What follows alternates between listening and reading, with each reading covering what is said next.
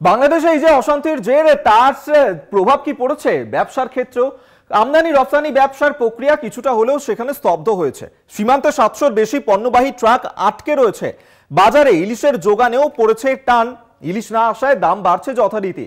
রাজ্যের বাজারগুলোতে এই একই ছবি ধরা পড়েছে এবং সেক্ষেত্রে এই সীমান্ত এলাকাগুলোতে আপাতত আমদানি রপ্তানি বন্ধ রাখা হয়েছে। বিভিন্ন পণ্যবাহী ট্রাক তাতে যাতায়াতের ক্ষেত্রেও বেশ কিছু নিষেধাজ্ঞা জারি রয়েছে এবং বাংলাদেশের এই অশান্তির জের পড়েছে কিছুটা হলেও আমদানি রপ্তানির ক্ষেত্র। সন্তু সাহা আমাদের সঙ্গে এই মুহূর্তে রয়েছেন প্রতিনিধি, বিস্তারিত জানবো। সন্তু, যে ছবি আমরা দেখতে পাচ্ছিলাম যে বাংলাদেশের যে অগ্নিগর্ভ পরিস্থিতি যার আছে কিন্তু পড়েছে কিছুটা হলেও বাণিজ্যের ক্ষেত্রে আমদানি রপ্তানি প্রক্রিয়া কিছুটা হলেও বন্ধ রয়েছে, কি ছবি এই মুহূর্তে ধরা পড়ছে সীমান্ত এলাকাতে?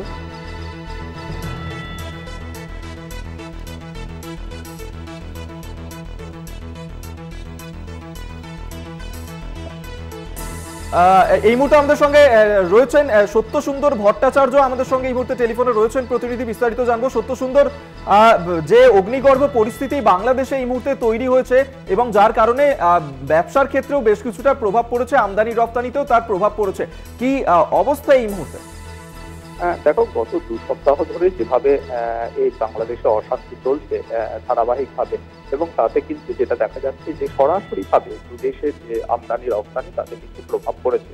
এবং ইতিমধ্যেই যেটা জানা যাচ্ছে যে বেনাপোল সীমান্তে সেখানেই কিন্তু দাঁড়িয়ে রয়েছে 734টির মতো পণ্যবাহী ট্রাক, এবং এই প্রত্যেক ট্রাকেই কিন্তু এক এক বিভিন্ন রকমের নিত্য প্রয়োজনীয় জিনিসপত্র রয়েছে।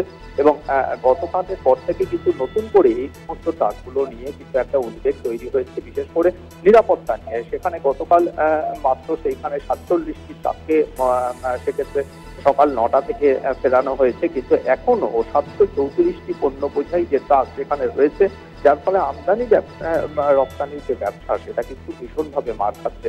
এবং যেটা জানা যাচ্ছে যে এই সীমান্ত শুধুমাত্র পেট্রাপোল সীমান্তই কিন্তু একদিনে গড়ে প্রায় 100 কোটিরও বেশি টাকার ব্যবসা হয়। এর ফলে বিপুল পরিমাণে একটা লোকসান, এবং সেই দিকেই কিন্তু ব্যবসায়ীদের তরফ থেকেও কিন্তু সেখানে তারা একটা আশঙ্কার মধ্যে রয়েছে।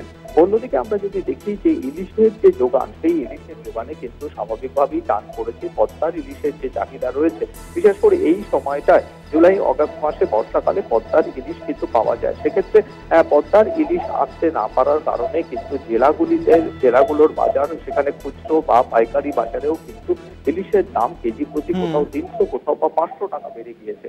ফলে একদিকে যেরকম আমদানি রপ্তানির ব্যবসা মার খাচ্ছে, অন্যদিকে কিন্তু ইলিশের যোগান যে সেই যোগানেও কিন্তু মার খাচ্ছে। ফলে খুব স্বাভাবিকভাবেই ইলিশের দাম বাড়ছে।